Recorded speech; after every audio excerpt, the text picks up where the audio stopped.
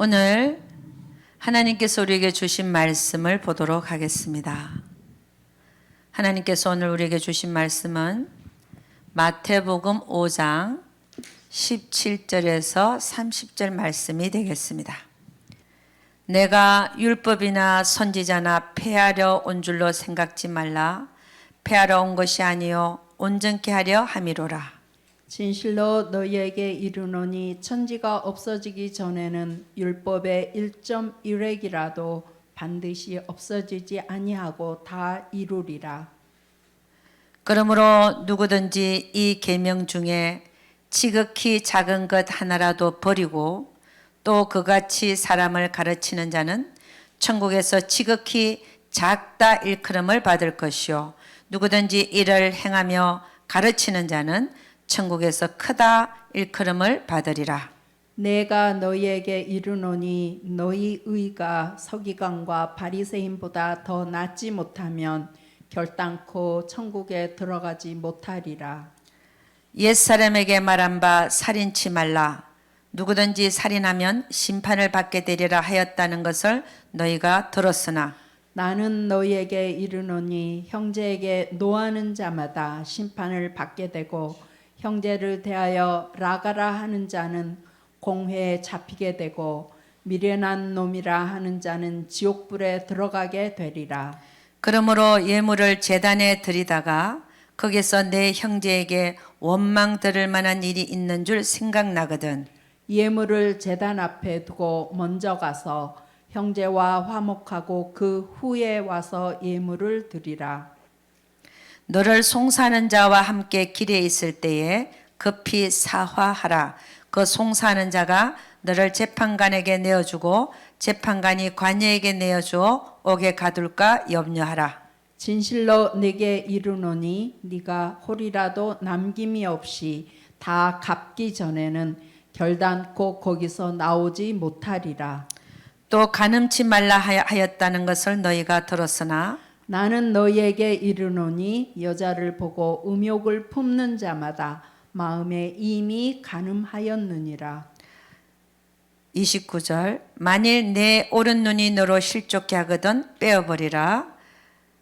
내 백체 중 하나가 없어지고 온몸이 지옥에 던지우지 않는 것이 유익하며 또한 만일 네 오른손이 너로 실족해 하거든 찍어내 버리라.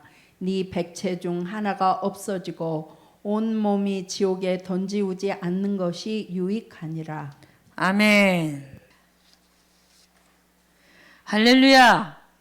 아멘. 할렐루야. 아멘. 우리 하나님을 찬양하고 또 하나님 말씀 듣는 시간입니다. 잠깐 기도합니다. 하나님, 저희 입술을 통해서 하나님께서 직접 말씀하여 주옵소서. 듣는 자나 또 말씀 전하는 자가 함께 또 하나님의 말씀에 의하여 은혜 받게 하시고 또 하나님의 말씀 속에서 하나님의 뜻을 다시 한번 발견하는 귀한 시간들 되게 하여 주시옵소서. 우리 주님께서 반드시 함께 해주실 것을 믿사옵고 이 모든 말씀 우리 주 예수 그리스도를 받들어 기도드려서나이다. 아멘. 네. 오늘 설교 제목이 뭐냐면 뭡니까?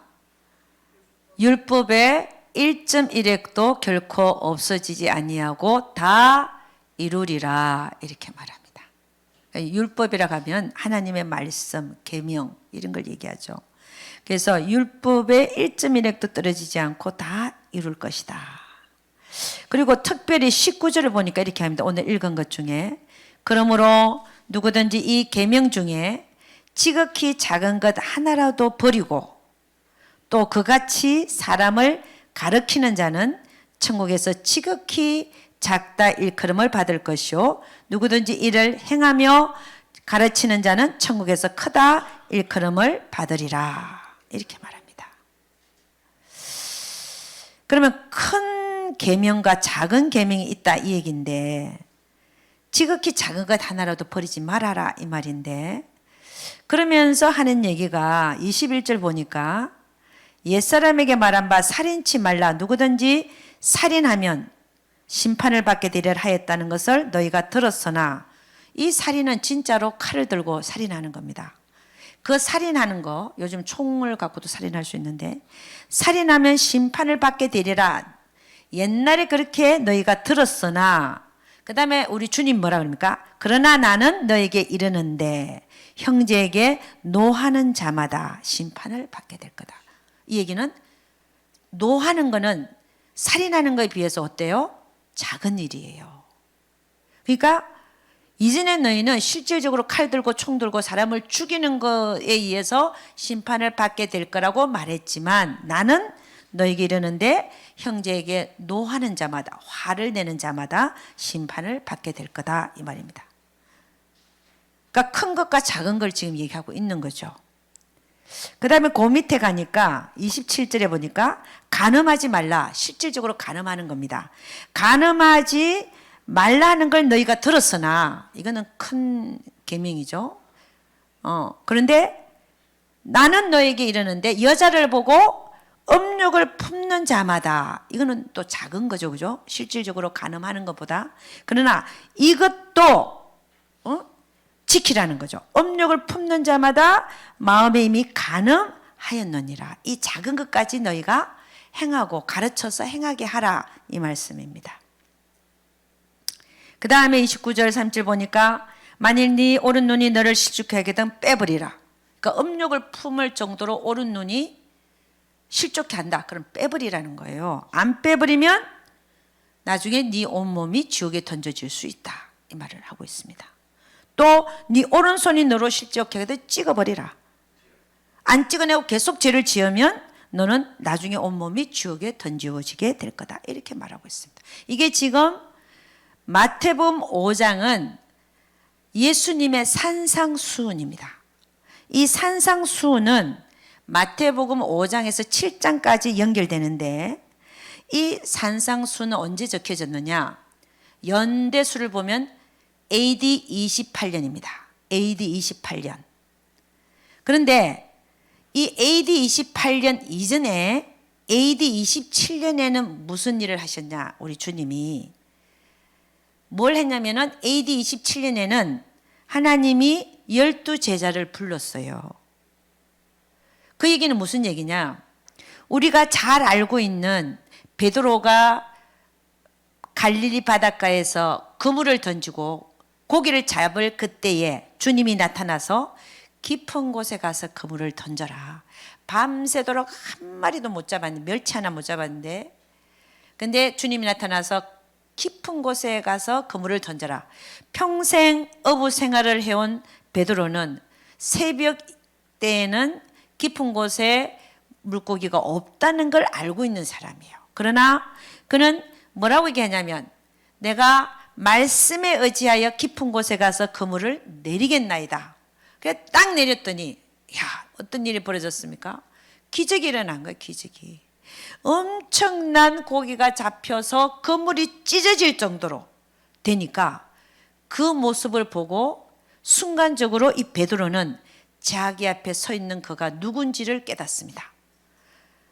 주여, 저는 죄인으로소이다. 나를 떠나소서라고 말합니다. 여러분, 우리가 하나님 앞에 설 때 우리는 자연적으로 죄인인 걸 깨닫게 돼 있어요. 할렐루야. 하나님 앞에 서게 되면, 주님 앞에 서게 되면 우리는 자연스럽게 내가 죄인인 걸 깨닫게 돼 있습니다. 한 예로 우리가 기도할 때 보면은 성령 하나님이 임재하시면 우리가 죄인인 게 깨달아지잖아요. 마찬가지로 하나님을 만난 베드로는 자기가 죄인인 걸 깨달은 거예요. 그가 누군지를 순간적으로 알은 게 된 겁니다. 그랬더니 주님이 뭐라 그러냐? 너는 나를 따르라. 내가 지금부터 너를 사람을 낚는 어부가 되게 하리라. 그랬더니 그 즉시 베드로와 그 다음에 안드레, 그 다음에 그의 사촌 요한과 야고보까지 주님을 따르게 됩니다. 그러면서 주님은 12제자를 AD 27년에 다 부릅니다. 부르고 나서 지금 이제 28년에 1년 후에 이 산상수훈에 대해서 가르치고 있는 것이죠. 여러분, 요한복음 3장 1절부터 보면 니고데모가 예수님한테 왔습니다. 니고데모는 유대인의 관원인데 이 바리새인 중에 니고데모가 와서 주님한테 와서 뭐라 그러냐면 이렇게 얘기합니다. 랍비여, 우리가 당신은 하나님께로서 오신 선생인 줄 아나이다.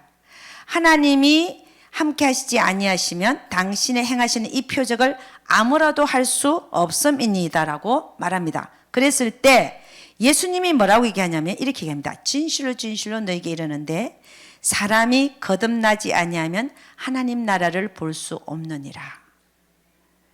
근데 이 니고데모가 뭐라고 얘기하냐면 사람이 늙으면 어떻게 다시 날 수 있습니까? 두 번째 모태에 들어갔다가 날 수 있삼나이까? 라고 묻습니다. 그랬을 때 예수님이 뭐라고 했냐? 진실로 진실로 너에게 이르는데 사람이 물과 성령으로 나지 아니하면 하나님 나라에 들어갈 수 없느니라. 육으로 난 것은 육이요 성령으로 난 것은 영이니. 이렇게 얘기합니다. 지금 니고데모가 예수님한테 와서 하나님이 함께 하시면 당신이 지금 하고 있는 이 표적을 아무라도 할 수 없다라고 말했을 때 우리 예수님은 니고데모에게 거듭남에 대해서 얘기합니다. 그러니까 육체는 어머니 모태에서 태어난 거지. 육으로 난 것은 육이요. 근데 성령으로 난 것은 영이라고 말합니다. 거듭남에 대해서 말합니다. 이 사실은 요한복음 3장 1절부터 나타난 이 거듭남에 대해서 우리 예수님이 니고데모에게 가르친 이것은 언제 가르쳤느냐? AD 27년입니다. 그러니까 제가 지금 왜 이 얘기를 지금 하고 있냐면 이 산상수훈은 베드로가 예수님이 거룩하신 분이라는 것을 깨달은 후에 거듭난 후에 또 니고데모에게 예수님이 거듭남에 대해서 가르치고 난 후에 중생이 무엇인지에 대해서 가르치고 난 후에 1년 후에 이 산상수훈에 대해서 말씀하고 있는 겁니다. 그 다음에 요한복음 3장 16절 보면 이렇게 우리가 잘 아는 구절입니다. 하나님이 세상을 이처럼 사랑하사 독생자를 주셨으니 이는 저를 믿는 자마다 멸망치 않고 영생을 얻게 하려 하심이니라. 이 구절을 요약하면 아들을 믿는 자마다 하나님이 보내신 독생자를 믿는 자마다 영생을 얻는다 이 말입니다. 이 말이 요한복음 3장 16절도 언제 이것을 주님이 선포했냐? AD 27년입니다. 그러면 믿는 자마다 나를 믿는 자마다 영생을 얻을 것이라고 말씀하신 것입니다. 그러고 나서 1년 후에 우리 주님은 산에 앉으셔서 올라가 앉으셔서 제자들을 불러서 뭐라고 얘기하냐? 입을 열어 가르쳐 가라사대. 누구한테?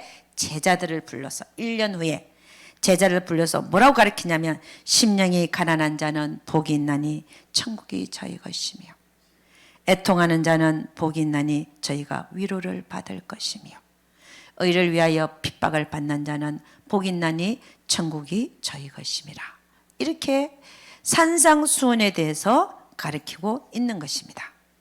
그러면 산에 올라 앉아서 지금 AD 27년에 부른 이 제자들을 앉혀놓고 지금 산상수훈에 대해 산상수훈 그 산에서 하나님이 그 교훈을 지금 가르치고 있습니다.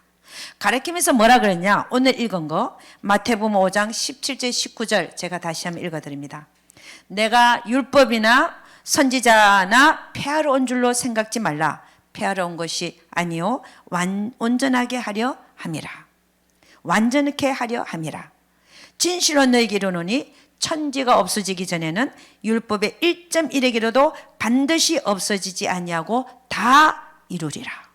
그러시면서 하는 얘기가 19절 제자들에게 뭐라고 얘기하냐면 그러므로 누구든지 이 계명 중에 지극히 작은 것 하나라도 버리고 또 그같이 사람을 가르치는 자는 천국에서 지극히 작다 일컬음을 받을 것이요 누구든지 이를 행하며 가르치는 자는 천국에서 크다 일컬음을 받으리라 라고 말합니다.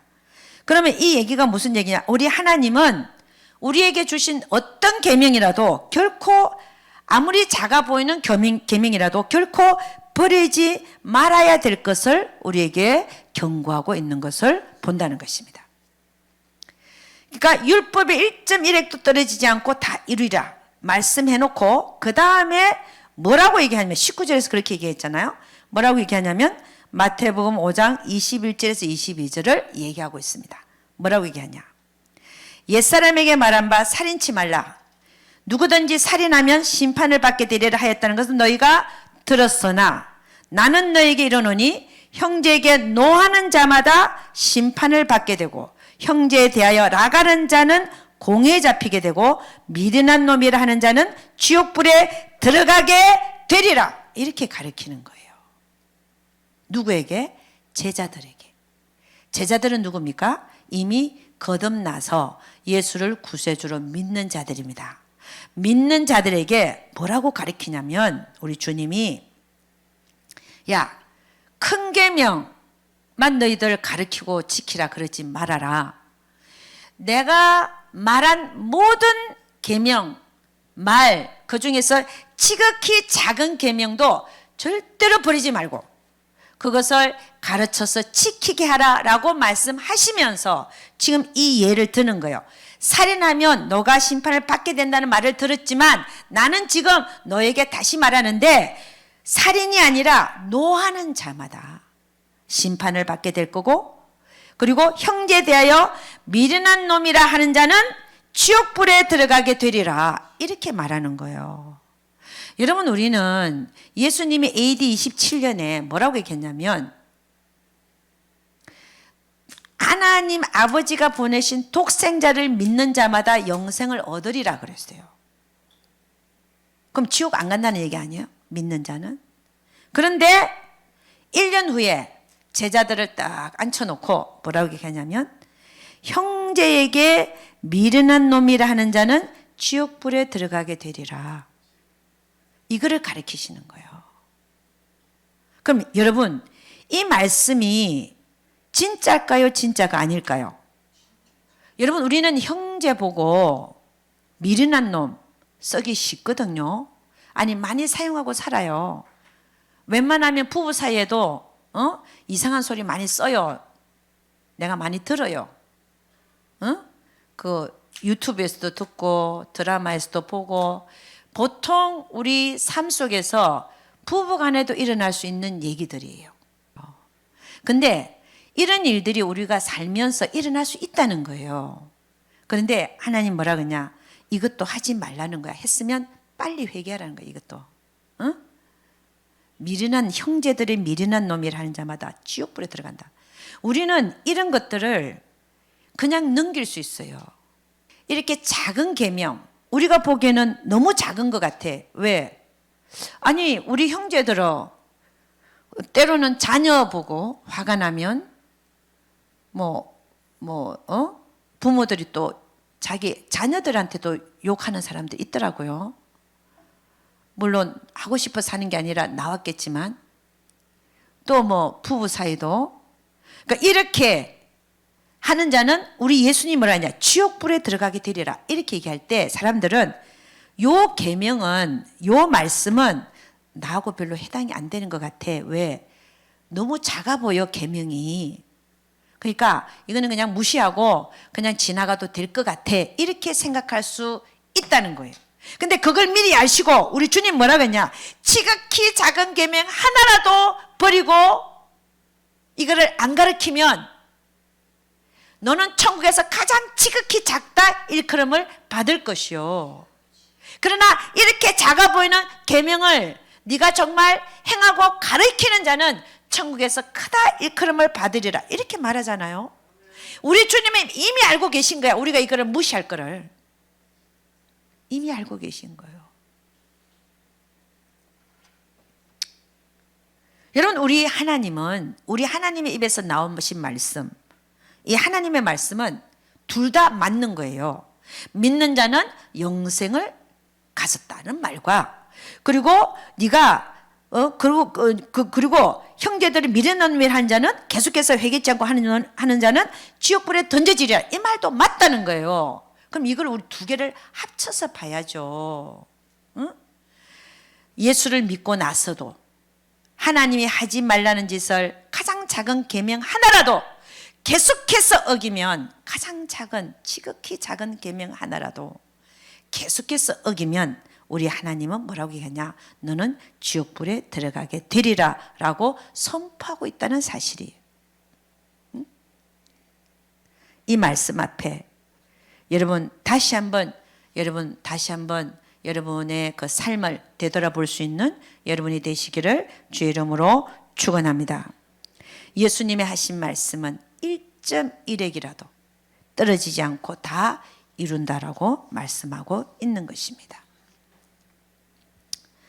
여러분 우리는 이제 천국 갈 생각을 하고 살아야 되잖아요. 왜? 곧이니까. 그러면 천국에서 내 상이 클 건가 작을 건가를 생각해야 되잖아요. 지금 이 땅에서 어떤 부귀영화가 아니라 이제는 천국에서 내 상이 어떻게 될 건가, 내 집은 어떻게 될 건가. 주님이 짓고 계신다는데 내 집은 크기가 단층일까? 아니면 큰 궁궐일까? 아니면 혹시라도 집이 없는 건 아닌가? 여러분 이거 생각해 봐야 될 때가 지금이라고 저는 생각합니다. 그래서 우리의 관심은 지금 어떻게 있어야 되냐? 천국에서 내 상이 클까 작을까? 거기에 관심이 가야 될 때라고 저는 봅니다. 그러면 상이 커야 되니까, 그래서 성경은 미리 얘기해 놨어요. 세월을 아끼라, 때가 악하다. 세월을 아끼라. 얼마 남지 않는 세월 속에서 어떻게 하면 내 상이 천국에서 클까라고 고민하라, 이 말씀입니다. 우리 예수님은 오늘 이 산상수훈을 통해서 뭐라고 얘기하냐? 하나님의 말씀은 1.1핵이라도 떨어지지 않고 반드시 다 이루어질 것이다 라고 말씀하시면서 결코 지극히 작은 것 하나라도 결코 버리지 말아라 라고 말씀하고 있는 것입니다. 아멘. 여러분 우리가 모세율법을 보면은 눈에는 눈, 이에는 이라고 말합니다. 그러나 예수님은 율법을 완성하러 오셨기 때문에 오셔서 어떻게 하냐? 눈에는 눈, 이에는 이가 아니라 뭐라고요? 용서하고 사랑하라는 것입니다. 용서도 얼마만큼 용서해야 되냐? 70번씩 7번까지라도. 아멘. 70번씩 7번까지라도 용서하고 살아라는 것이 우리 예수님이 하신 말씀이고, 그래서 우리 예수님은 율법을 폐하러 오신 분이 아니라 완성하러 오신 분이라는 것입니다. 그래서 여러분 계시록 21장 8절에 보면은 어떤 말씀이냐면, 모든 거짓말하는 자들은 불과 유황불에 던져지리니 이것이 둘째 사망이라 라고 가르치고 있습니다. 그런데 사람들은 이것을 가르치지 않습니다. 왜 가르치지 않냐? 모든 거짓말하는 자는 불과 유황불에 던져지는데 이게 둘째 사망이다 이렇게 얘기를 하는데 이걸 안 가르쳐요. 안 가르치는 이유가, 첫째, 무슨 말인지를 모릅니다. 두 번째는 그냥 넘어가도 되는 작은 일로 생각합니다. 뭐가 작은 일? 거짓말하는 거를. 아, 거짓말하면 좀 어때? 거짓말한다고 지옥 가? 이렇게 생각한다는 겁니다. 그런데 성경은 뭐라고 얘기하냐면, 모든 거짓말하는 자들은 불과 유황불에 던져지리니 이것이 둘째 사망이라. 여러분 거짓말하는 것이 작은 거라고 생각해서 거기에 대한 벌도 작은 거라 생각하면 안 된다는 것입니다. 아무리 작은 거짓말이라도 회개치 않고 계속해서 하는 경우에 하나님은 반드시 그를 유황불못에 던져 넣을 것을 성경은 우리에게 경고하고 있다는 사실 앞에서 우리는 다시 한번 다시 한번 이 거짓말에 대해서 다시 한번 우리가 옷깃을 여미고, 내 삶에 거짓이 있는가, 거짓말을 내가 하고 살고 있는가, 내가 또 거짓말에 대하여 나는 얼마만큼 경계심을 갖고 있는가를 살펴봐야 될 줄로 믿습니다. 그래서 여러분, 천국에서 상이 크려면 어떻게 해야 되냐? 지극히 크다라고 일컬음을 받으려면은 성경이 오늘 말씀했잖아요. 지극히 작은 계명, 아주 작아 보이는 계명 그 하나라도 버리지 않고 그것을 가르치고 지키게 하는 자가 천국에서 지극히 크다 일컬음을 받을 것이라고 말씀하고 있다는 것을 기억하시기를 주의 이름으로 축원합니다. 그래서 여러분 오늘 이 산상수훈에 보면 마태복음 5장 29절 30절 이게 AD 28년에 제자들을 앉혀놓고 말을 했다는 거죠. 믿는 자들을 놓고 29절 만일 네 오른 눈이 너로 실족해 하거든 빼버리라. 네 백체 중 하나가 없어지고 온몸에 지옥이 던지우지 않는 것이 유익하며 또 만일 네 오른손이 너를 실족해 하거든 찍어내버리라. 네 백체 중 하나가 없어지고 온몸이 지옥에 던지우지 않는 것이 유익하니라. 그러니까 27년 AD 27년에 믿는 자는 영생을 얻느니라 말씀하셨어요. 근데 1년 후에 제자들을 산에다가 올라 앉으시고 제자들을 불러놓고 가르치시기를 네 손이 너를 범죄케 하든 찍어내라. 안 찍어내고 계속해서 그 죄를 지으면 너는 지옥불에 던져지리라. 이게 이 말씀이 하나님의 말씀이에요. 예수님의 입에서 나오신 말씀이야. 너가 믿어서 영생을 얻었다라고 생각하지만 믿고 나서 내 계명을 우습게 여기고 지극히 작은 거라도 버리고 그것을 행하지 않으면 결국 뭐예요? 내가 너를 지옥불에 던져 넣으리라 라고 말씀하고 계시잖아요.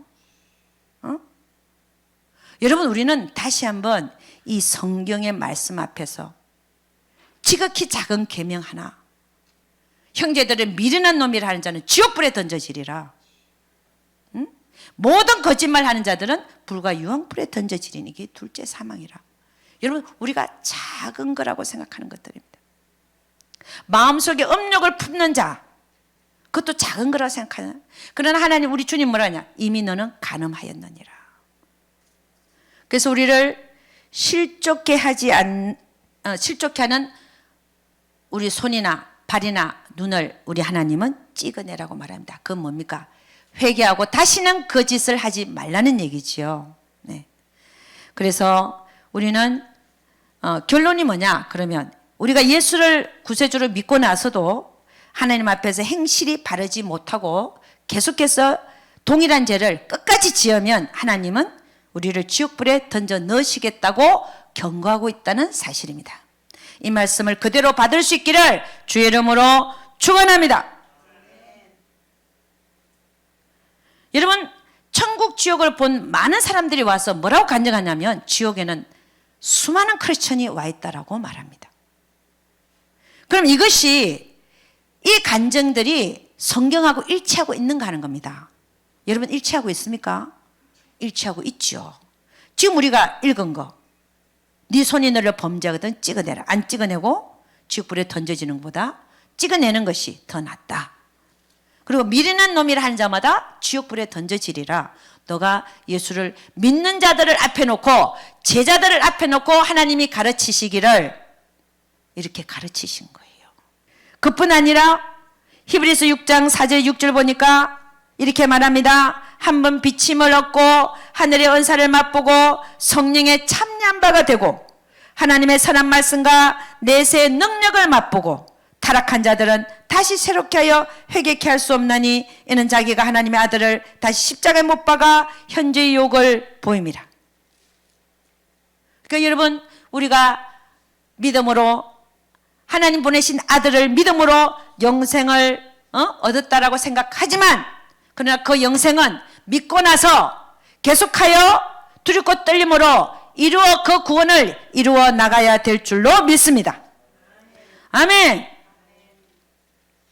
우리 요한복음 15장에 보면은 우리 예수님이 자기를 포도나무로 비유하고 이런 말씀을 하고 있습니다. 제가 한번 읽어드립니다. 요한복음 15장 1절에서 7절 말씀입니다.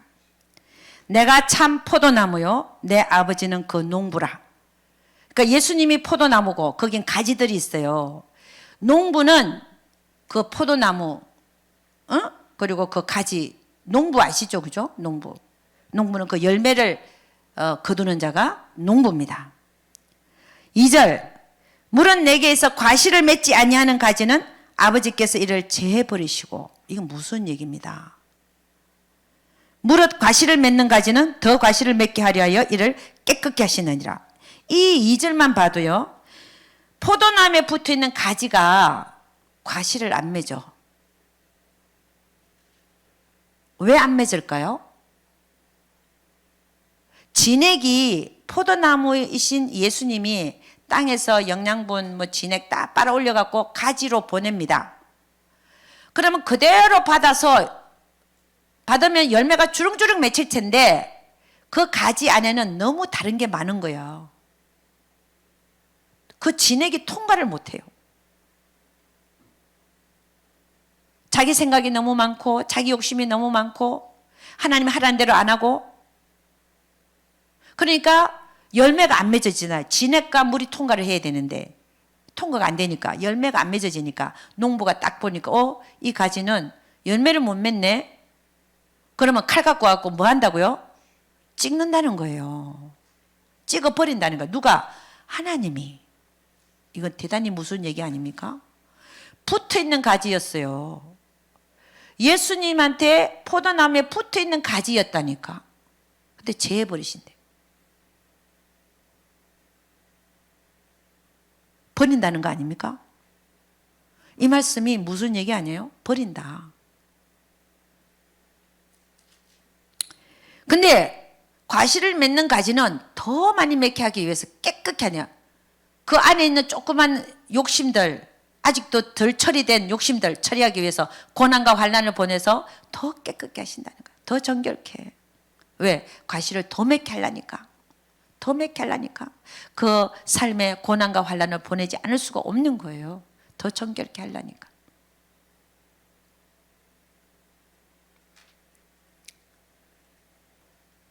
(3절) 너희는 내가 일러준 말로 이미 깨끗하였으니. (4절) 내 안에 거하라. 하나님 말씀 안에 거하라는 겁니다. 내 안에 거하라. 나도 너희 안에 거하리라. 가지가 포도나무에 붙어있지 아니하면 절로 과실을 맺을 수 없음같이 너희도 내 안에 있지 아니하면 거하리라. 나는 포도나무요 너희는 가지니. 정확하게 정의가 나오죠. 나는 포도나무요 너희는 가지다. 저가 내 안에, 내가 저 안에 있으면 이 사람은 과실을 많이 맺나니 나를 떠나서는 너희가 아무것도 할 수 없음이라. 그렇습니다. 6절 말씀. 사람이 내 안에 거하지 아니하면 가지처럼 밖에 버리워 말라지나니. 가지처럼 밖에 버리워진다. 하나님이 제해버린다는 거. 그러니까는 하나님 말씀 안에 거하지 않고 하나님 안에 거하지 아니하면 농부가 이게 열매를 못 맺으니까 칼로 갖고 와서 찍어버리는 거예요. 그러면은 사람들이 이것을 모아다가 불에 던져 사르느니라. 이 불이 무슨 불일까요? 지옥불이죠. 지옥불. 그러니까 붙어있는 가지 누굽니까? 믿는 자들 얘기하는 거예요.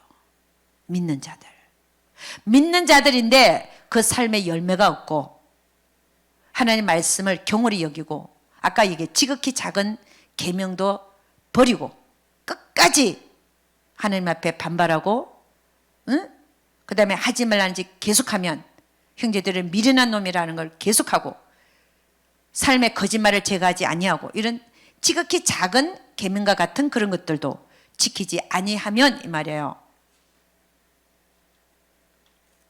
하나님이 제하여 버린다. 그러면 그거를 모아다가 어디 던진다? 불에 던진다.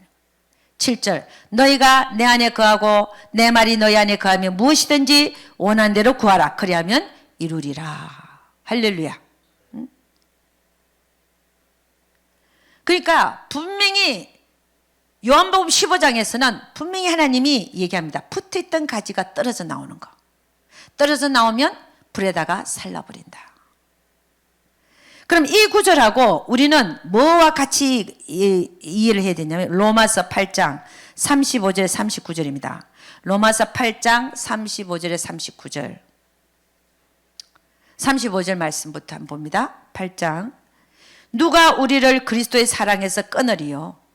환난이나 공고나 핍박이나 기근이나 적신이나 위험이나 칼이랴. 기록된 바 우리가 종일 주를 위하여 죽임을 당케 되며 도살할 양같이 여김을 받았나이다 함과 같으니라. 그러나 이 모든 일에 우리를 사랑하시는 이로 말미암아 우리가 넉넉히 이기느니라. 내가 확신하노니 사망이나 생명이나 천사들이나 권세자들이나 현재일이나 장래일이나 능력이나 높음이나 깊음이나 다른 아무 피조물이라도 우리를 우리 주 그리스도 예수 안에 있는 하나님의 사랑에서 끊을 수 없으리라. 이 말씀을 가지고요, 한 번 구원은 영원한 구원인 걸 외치는 분들이 많아요. 그런데 예수님이 하신 말씀과 이 말씀을 함께 봐야 돼. 지금 요한복음에서는 구원받은 가지가 예수님한테 붙어 있다가 열매 맺지 못하는 가지는 농부가 재버린다잖아. 버린다잖아요. 그러면 이 로마서 8장 35, 39절은 누구에게 하는 말씀이냐? 붙어 있는 가지에게 해당되는 말씀이에요. 떨어져 나온 가지가 아니라 붙어 있는 가지들에 대해서. 그래서 39절 보니까 이렇게 합니다. 높음이나 깊음이나 다른 아무 피조물이라도 우리를 우리 주 그리스도 예수 안에 있는, 이 말이에요. 예수 안에 있는, 있지 않는 가지에 대해서 얘기하는 게 아니라 있는 가지들에 대해서, 예수에게 붙어 있는 가지들에 대해서 지금 얘기하는 겁니다. 있는 하나님의 사랑에서 끊을 수 없으리라. 아멘입니까? 응? 그러니까 하나만 알고 둘을 모르면 우리는 하나님의 말씀을 1.1핵이라도 버리지 말아야 되기 때문에 다 합해서 봐야 되는 거예요. 한 구절만 보면 안 된다는 거예요. 아멘입니까? 그래서 우리는 우리 하나님 하신 말씀, 성경에 예수님이 하신 말씀, 하나님 할 말씀은 한마디도 결코 소홀히 여겨서는 아니 된다는 것을 우리는 알 수 있는 겁니다. 성경은 이렇게 얘기합니다. 전도서 12장 13절 14절 이렇게 얘기합니다. 일의 결국을 다 들었으니 하나님을 경외하고 그 명령을 지킬지어다. 이것이 사람의 본분이니라. 하나님 명령을 지키는 것, 하나님을 경외하고 그 명령을 지키는 것이 사람의 본분이라고 말합니다. 그 다음에 14절에 뭐라고 얘기하냐면 하나님은 모든 행위와 모든 엄밀한 일을 선악간에 심판하시리라. 할렐루야. 고린도후서 5장 10절에 이렇게 얘기합니다. 이는 우리가 다 반드시 그리스도의 심판대 앞에 드러나 각각 선악간에 그 몸으로 행한 것을 따라 받으려 함이라. 그러니까 우리가 예수 믿는 우리도 반드시 다 살고 난 후에 우리 몸으로 행한 모든 것에 대하여 하나님은 심판하시겠다라고 말씀하고 있는 것입니다. 그래서 우리는 결코 성경에 적혀져 있는 하나님의 말씀 한마디 한마디 결코 우리는 소홀히 여겨서는 아니 될 줄로 믿습니다. 율법의 1.1핵도 결코 떨어지지 아니하고 다 반드시 이루리라 라고 하나님은 말씀하고 계시는 것입니다. 아멘. 여러분, 우리는 우리의 신앙을 이스라엘의 역사로 잠깐 한번 살펴보면 이스라엘이 애굽에서 출애굽할 때 어떻게 출애굽을 했냐? 10가지 기적과 홍해 사건을 통해서 그들은 완전히 애굽에서 벗어났습니다. 이게 출애굽 사건입니다. 그 사건을 보면 그들이 한 거라고는 아무것도 없어요. 하나님이 다 하셨어요. 기적적으로 그들을 끌어내신 것입니다. 아멘. 그럼 우리도 칠흑과 같은 우리 어둠 속에 있다가 하나님이 우리를 기적적으로 끌어내신 거예요. 아멘. 예수 믿게 된 것이 우리의 힘으로 된 게 아니라 하나님이 하신 줄로 믿습니다. 예수가 믿어지는 게 기적인 것입니다. 물과 성령으로 거듭난 것이 우리가 한 일이 아니라 하나님께서 하신 일이라는 것입니다. 아멘입니까? 그 다음에 보면 우리 이스라엘 민족은 광야에서 40년을 유리했습니다. 40년을 유리할 때 그들이 일을 해서 먹고 살았냐? 아니요. 하늘에서 만나가 1년만 내린 게 아니라 5년만 내린 게 아니라 세상에 1년 365일 1년이 아니라 5년이 아니라 몇 년을요? 40년을 하늘에서 만나가 매일 내려서 그들이 먹고 사는 거예요. 응? 이게 하나님의 은혜가 아니면 뭐겠습니까? 그들이 일을 안 해도 먹고 사는 거예요. 그러면 옷을 만들었냐? 신을 만들었냐? 그게 아니죠. 40년 동안 옷도 헤어지지 않고 40년을 여러분 옷을 한번 입어봐요.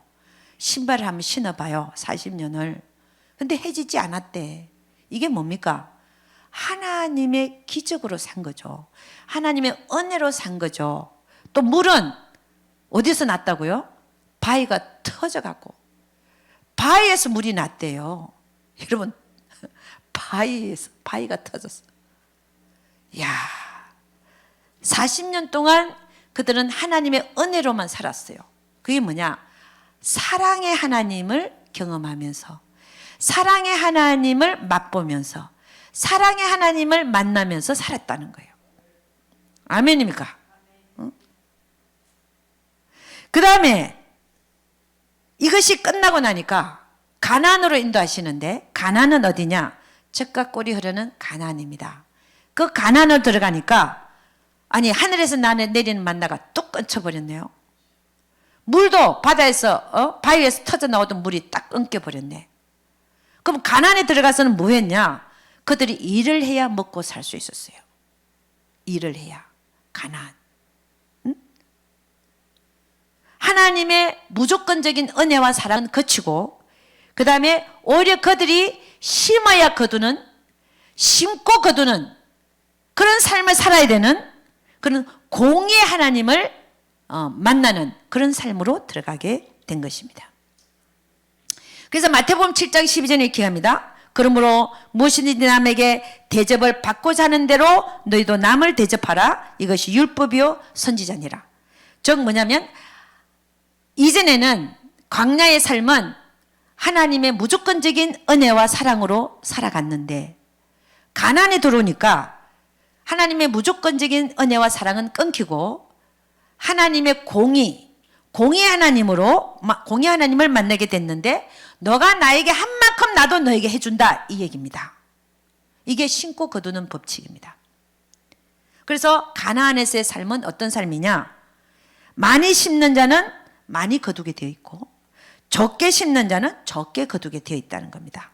그리고 무엇을 심든지 그대로 거두게 되어 있더라는 것입니다. 아멘입니까?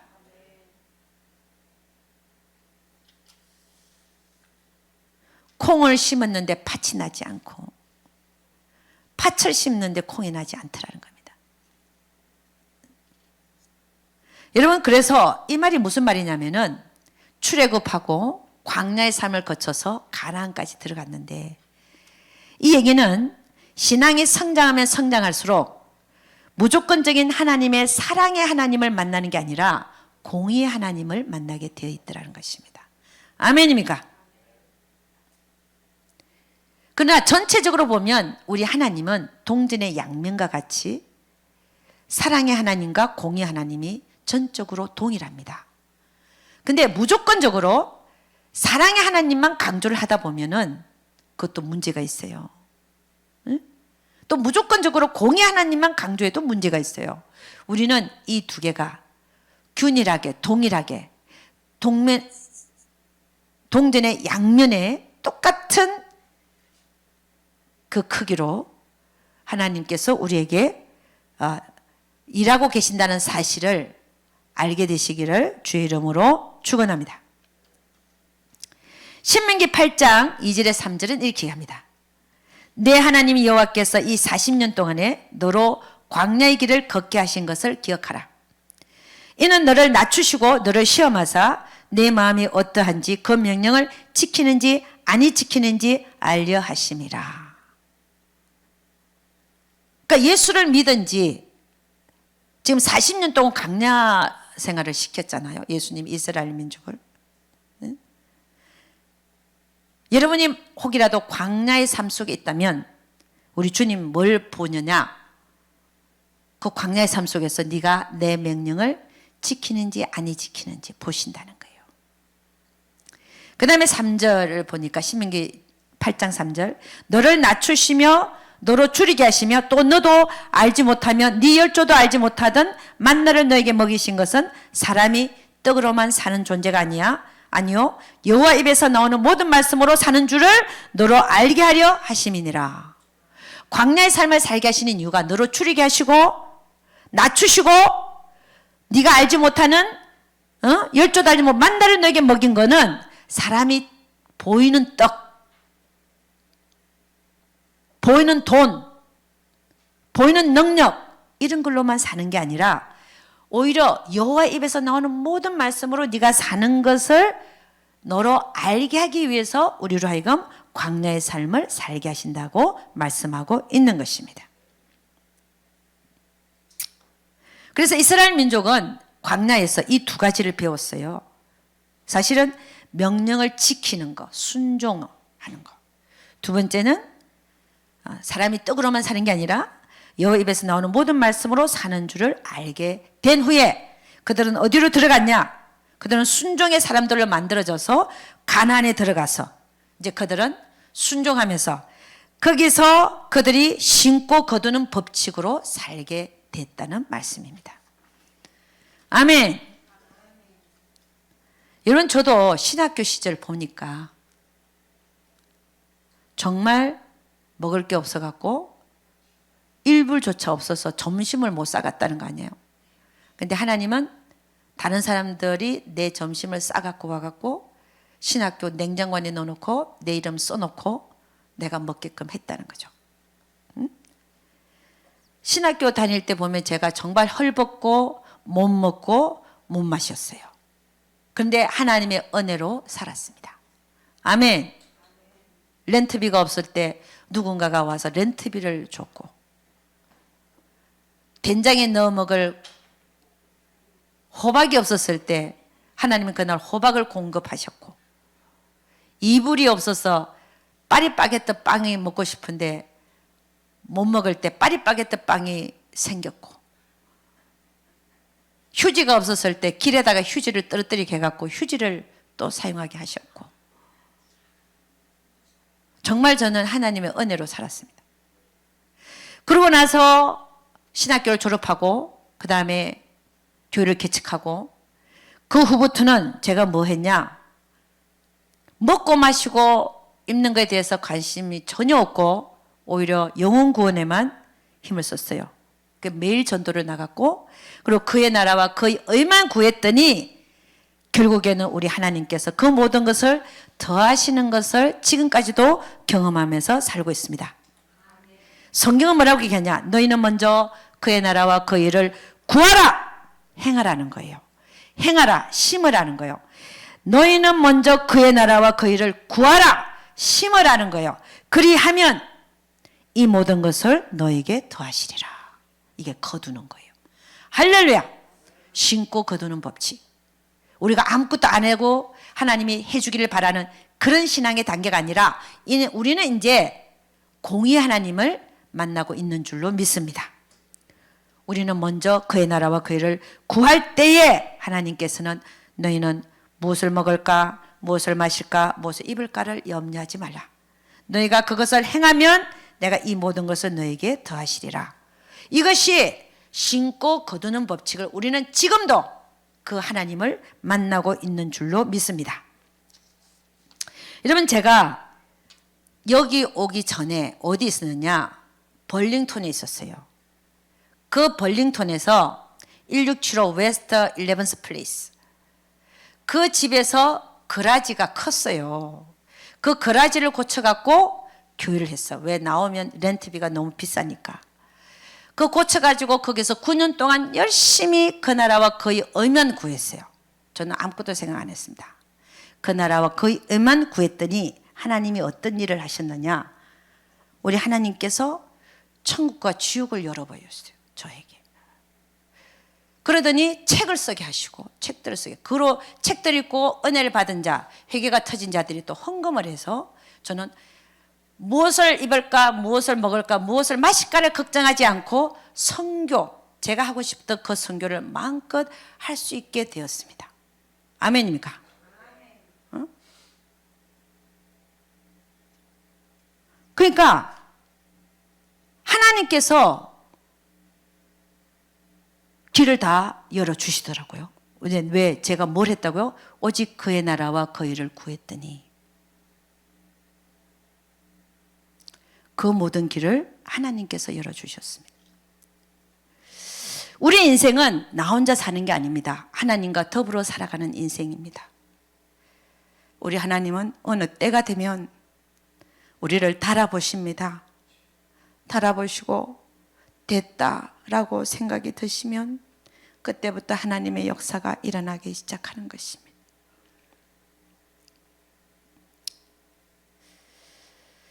모세가 광야에서 양을 40년간 쳤습니다. 그는 그때가 올이라고 생각을 안 했는데 40년이 되니까 떨기나무 가운데 하나님이 나타나셔서 이제 너는 됐다 가라라고 말합니다. 모세는 자기는 못 간다라고 말합니다. 근데 하나님은 가라라고 말합니다. 그 하나님께서 찾아오셔서 이제 됐으니까 너 가라 할 때 그때까지 모세는 뭐하고 살았냐? 그의 삶에서 그에게 맡겨주신 일에 하나님이 두신 자리에서 그에게 맡겨주신 일에 최선을 다하면서 살고 있었습니다. 여러분 요셉도 마찬가지지요. 최선을 다하여 감옥에 있을 때라도 최선을 다하여 살고 있었습니다. 저도 이 때를 기다렸었습니다. 때가 되니까 열심히 전도하면서 열심히 노방전도하면서 그 나라와 그 일을 구하면서 살았는데 때가 되니까 하나님께서 천국과 지옥을 열게 해주시고 책들을 쓰게 하시고 그 다음부터 정말 저에게 맡겨주신 일, 제가 왜 이 세상에 와서 무슨 일을 하고 갈 것인가 라고 하는 그 소명의 길을 그때부터 알게 해주셨습니다. 그것은 하나님께서 하신 것입니다.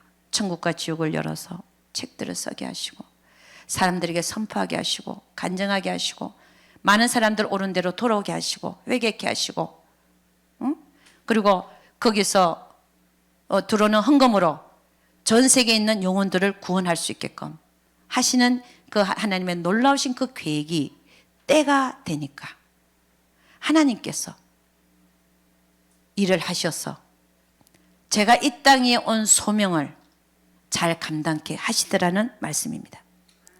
그 때가 오기까지는 우리는 아무도 모릅니다. 내가 왜 이 세상에 와서 무슨 일을 해야 되는지. 그러나 이 때가 오기까지 우리는 하나님이 두신 자리에서 최선을 다하여 하나님을 섬기면서 살고 있을 때에 하나님은 우리를 달아보시고 그래 이제 너는 됐다 라고 하실 때에 하나님께서 하나님의 방법으로 길을 열어 가시는 것을 여러분이 경험할 수 있기를 주의 이름으로 축원합니다. 오늘 하나님의 말씀은 우리에게 주시는 말씀은 성경에 있는 어떤 작은 계명이라도 하나님이 하신 말씀은 결코 1.1핵이라도 떨어지지 아니하고 반드시 다 이루어진다는 것을 기억하시고 우리의 삶에 적용하면서 두렵고 떨리는 마음으로 적용하면서 살아가는 여러분과 제가 되기를 주의 이름으로 축원합니다. 기도하겠습니다. 아버지 하나님, 감사와 찬양을 올려드립니다. 우리 주님은 정말 살아계신 천지를 창조하신 우리를 어머니 모태 속에서 창조하신 하나님이십니다.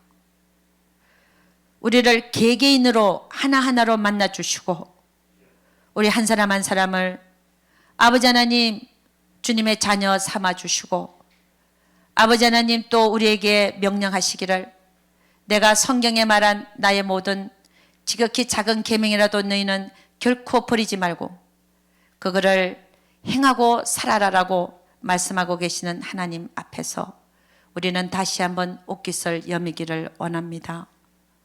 그냥 지나가는 하나님의 계명의 말씀이 아니라 그냥 지나치는 하나님의 말씀이 아니라 지극히 작은 계명 앞에서도 온몸을 떨면서 혹시라도 내가 이 짓을 계속하다가 혹시라도 내가 지옥에 가지 않을지 다시 한번 생각하고 하나님 앞에 무릎을 꿇는 우리 모두들 되게 하여 주시옵소서. 우리 주님께서 또 이 모든 것들을 나만 아는 게 아니라 내 자녀들에게, 내 교우들에게, 또 믿지 않는 자들에게 또 가르치고 행할 수 있도록 가르치는 자들 되게 하여 주시옵소서. 우리 주님께서 반드시 함께하여 주실 것을 믿사옵고 이 모든 말씀 우리 주 예수 그리스도를 받들어 기도드렸사옵나이다. 아멘.